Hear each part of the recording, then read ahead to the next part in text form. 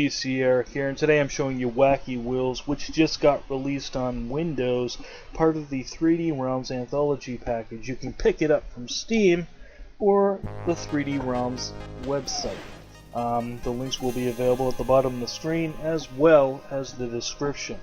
As you can see on the screen here, I'm using Scanlines, which is part of Taewoong's Dosbox. Essentially, it's a modded Dosbox that has graphical features, and this I'm using CRT Scanline Pixel Shader, which gives it that unique nostalgic look. Alright, now info about the game here. There's many modes to play from. You got your single racing and two-player racing, and then of course your battle mode, which is two-player shootout, where it's similar like Mario Kart, where you just be battling on certain tracks that are available.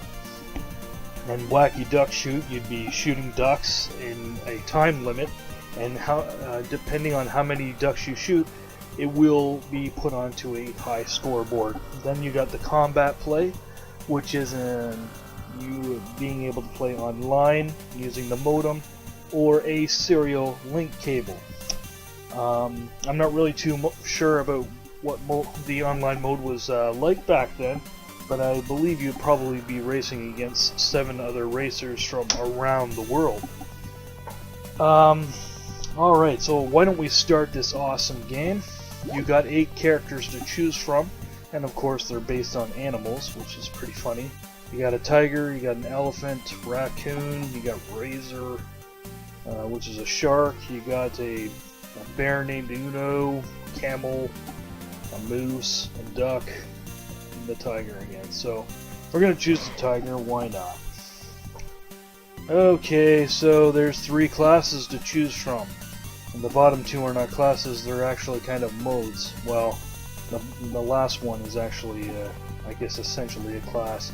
But the 3 at the top are the main ones for anybody who knows much about racing games. Amateur mode is the easy difficulty. You will be able to get first place, usually no problem. Pro mode is a little bit more difficult than amateur, but you probably still would be able to beat it no problem. And then champion mode, which is just nuts. I have tried it out. You'll get first place and then people are just tailing you. So yeah, it's essentially difficult. Then we got the time trial mode. Just like any time trial in any game, it's beating the time for that track. And of course I mentioned the last one, which is called Kid Mode. It's you will still be able to play the cup races, but there is no acceleration. It's auto accelerate, and you control your character using the left and right keys on the screen. And you can, I believe you'd still be able to shoot your weapon using the Alt key on your keyboard. But we're not going to be using the Kid Mode. We'll show you the amateur. And right here you can choose the horsepower for your lawnmowers. Yeah, that's right, lawnmowers. Although they look like go-karts. I believe the reason why they chose lawnmowers was to not get into a conflict with Nintendo. Even though years later other games used go-karts as names as well. Alright, so 12 horsepower is faster, and 6 horsepower is a little bit slower. We're going to use 12 horsepower, why not? Alright, so there is 42 tracks in this game, but in the race mode there's 36 tracks. Now, per cup here we have 5 tracks available. There's also bonus tracks available in this game as well. The battle mode contains 6 tracks, so that's where all the tracks are combined together. There's a total of 42 tracks, that including the battle mode. Alright, now let's start this. We're going to do Bronze Wheels Race. In the shareware version of this game, I believe the bronze wheels would be the one that will be the tracks that are available in that game. In order to play the other cups, you'd have to buy the full version of the game. So essentially the game does look quite similar to the Super Nintendo version, or sorry, Mario Kart for the Super Nintendo. So there's a little differences between the two games though. Super Mario Kart, the AI characters throw weapons. And this, no, the AI computer characters do not throw weapons at you. But that does not make this game not difficult. Trust me, it's pretty difficult.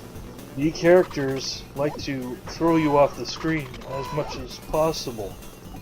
They will knock you as much as possible to make sure you fall off the track. Of course, you see those tires on the screen as well. Sometimes the characters will push you into that, and once you go into the tires will slow you down. There's also, if you've seen, there was tires that had holes in them. If you went into them, you would fly back into the screen, cracking the screen and having to redo the race over. Of course, there's weapons in this game, and they're usually little porcupines.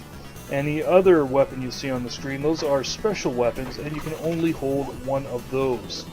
I'm not really sure how max of the porcupines you can pick up. Anyways, I just picked up a special weapon that throws 3 fireballs. Again, you can only pick up one special weapon, and you have to use it before you can use any other special weapon. Currently in the game, I am using the Xbox 360 controller to play the game, and that I'm using the JoytoKey in order to play and use the Xbox 360 controller. And essentially, it actually feels pretty good. The game on Steam is says it's compatible with playing with a controller, but I think I've had issues with Dosbox trying to use a controller, so that's why I resort to using things like JoytoKey. There's many other softwares you can probably use to emulate a controller, and you'll be able to play the game. Alright.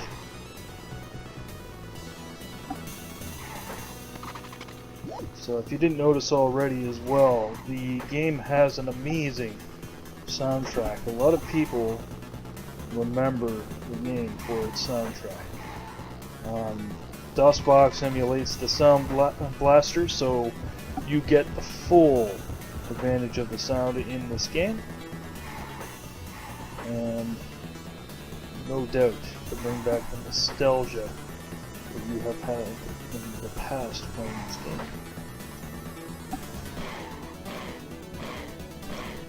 Alright, so as you know now, Apogee, I believe they're not a company anymore. They did come back for a short time a few years ago with Rise of the Triad sequel.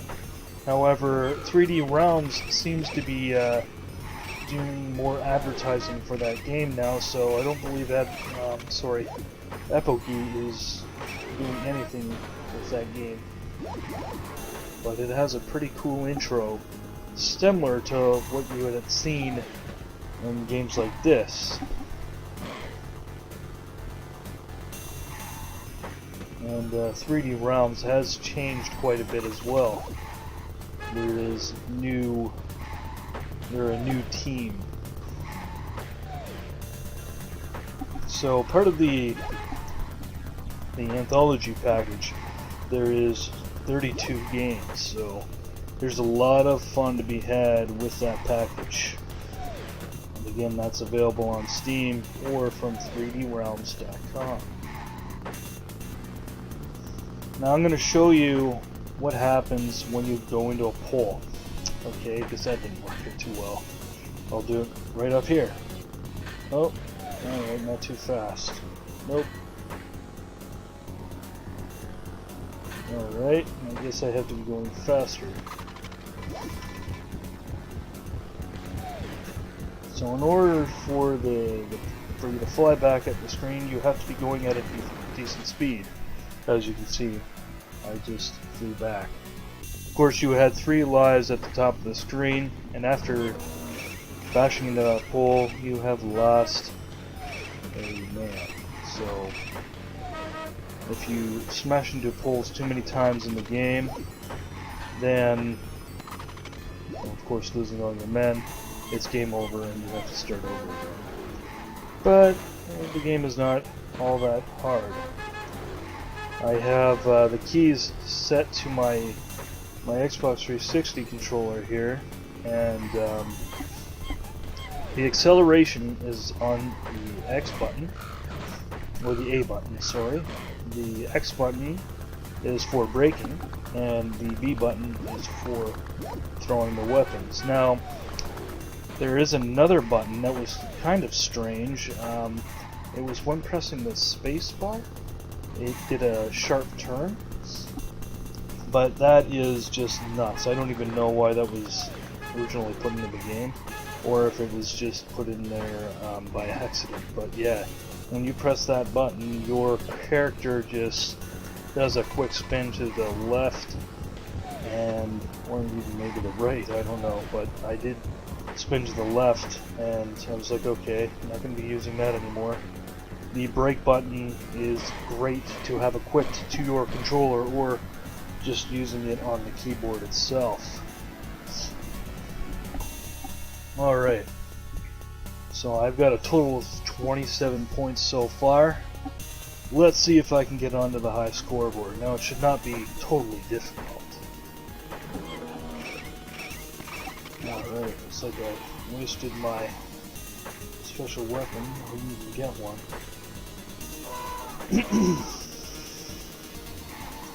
And there's some oil slick. Pick that up. Of course, you know, Mario Kart had its turbos. This game has its jumps, which, well, yeah, Mario Kart had jumps as well, but it's funny how it's laid out on the track, just like that there. And then the turbos are laid out on the track just like the jumps are. And there is no special for turboing at all. It's just laid out on the track, just like the jumps. Of course, I believe you want to watch out for those cactus plants again. They're probably just like the poles, but we're not going to give that a try.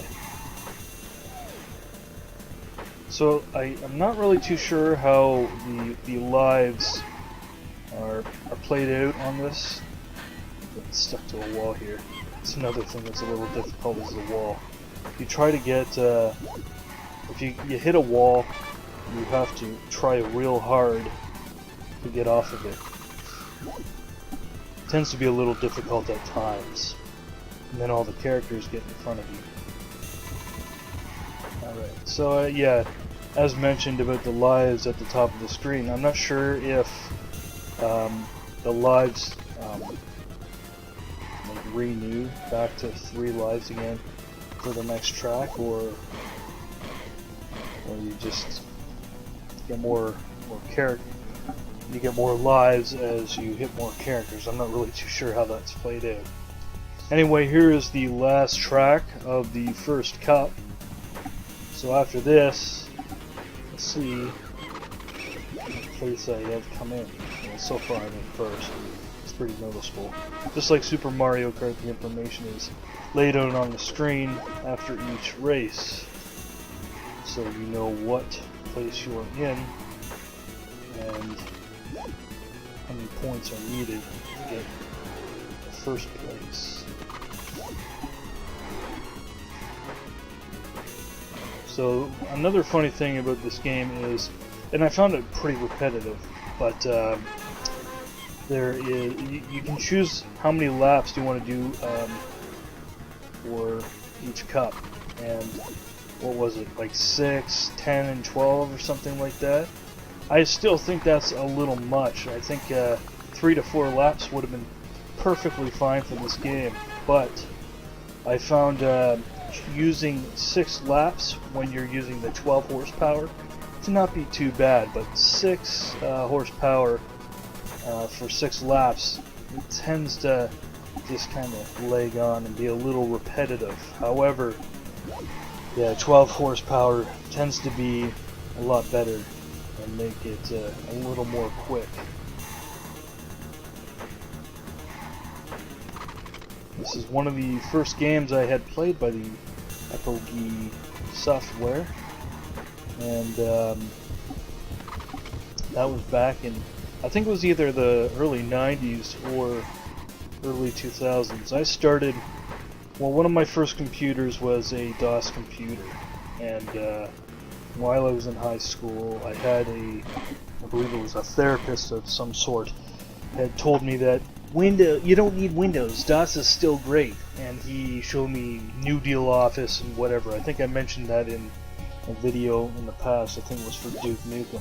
So yeah, he introduced me to this game, and then I went into playing Duke Nukem and all that, and that's where playing DOS games began for me. So as you can see on the screen, I got a total of 45 points. That knocked me into first place. With the high scoreboard, it's not real big competitiveness with this, because if anybody else in your family was to play this game and get 45 points, it just keeps knocking you down, and it's not that great. But the high scoreboard is mostly used for the duck shoot, and we're gonna try that mode out. Why not? We have a little bit of time here, and why don't we use a duck to race? So we're going to just use a regular zone. As said, you can either use the bonus zone track, or you can use the regular track. So again, what's needed to be done here is you got a time limit, and you're supposed to shoot the ducks on the screen.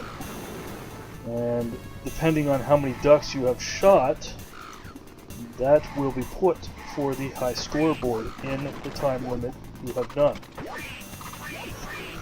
And if you beat somebody's high score, then you will be put at the top, and etc. Essentially, this was a pretty fun mode. When I was told by my therapist there in school, he said this is the better mode for the high scoreboard. Looks like I'm not doing too well here. I probably won't beat my old record.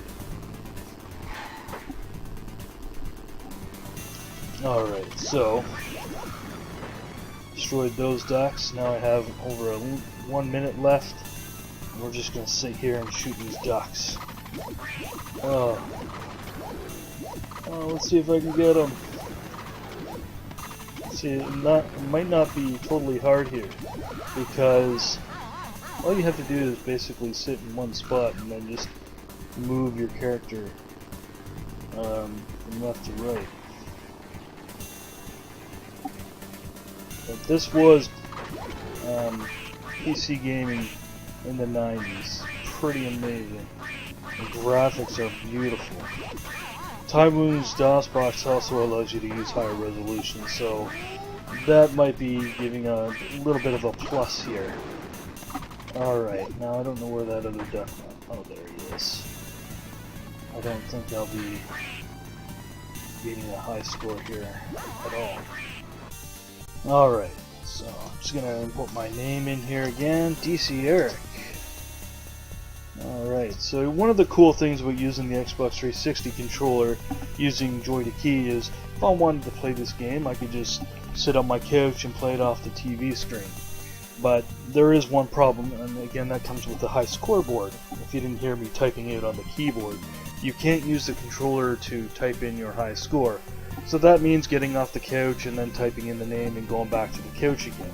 So I don't know if that's going to be a problem with two-player mode, but single-player mode and the duck shoot mode, that is a problem. Alright, so there's not much more information I need to give here.